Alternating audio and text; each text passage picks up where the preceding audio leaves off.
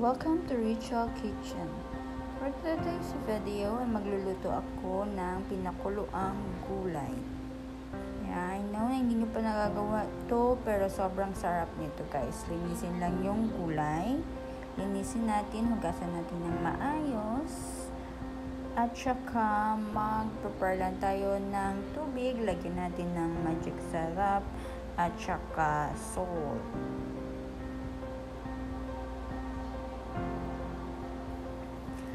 Tsaka pakuluin lang natin ito. Lagyan natin ng konting oil para maging shiny green ang ating gulay.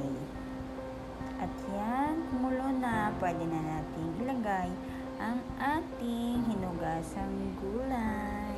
Yan. Diba? Green is good for health.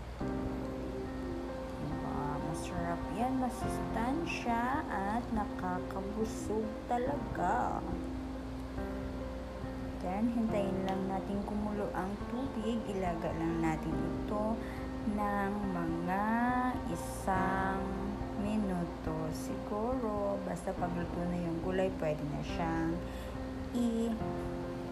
kunin.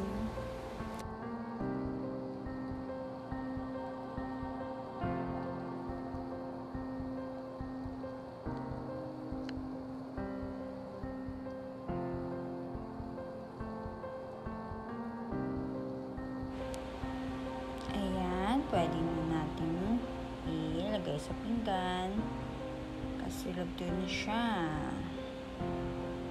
So, kailangan lang natin siyang pakuluan siguro ng mga 1 minute kasi bawal din or hindi din masarap pag masyadong malambot yung gulay natin. So, kailangan ay medyo crunchy siya.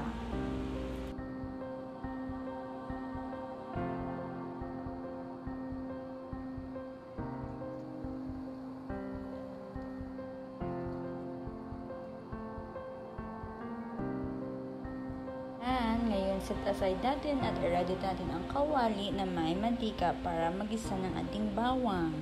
Gisahin lang ito at saka lagyan natin ng konting sili, diba? Ayan, gisahin lang ito hanggang na maging golden brown at lumabas ang kanyang aroma, ang kanyang bango. Yan, mabango kasi siya guys pag medyo fry yung ating garlic. Yan, gisahin lang natin tapos magdagdag tayo ng konting tubig para sa sauce natin. Yan. Tsaka, pakuluin lang natin ito. Kasi yan yung magbibigay lasa sa ating gulay. Lagyan natin ng konting soy sauce. Yan. At saka pag naghalo yung soy sauce at saka yung tubig is napakasarap.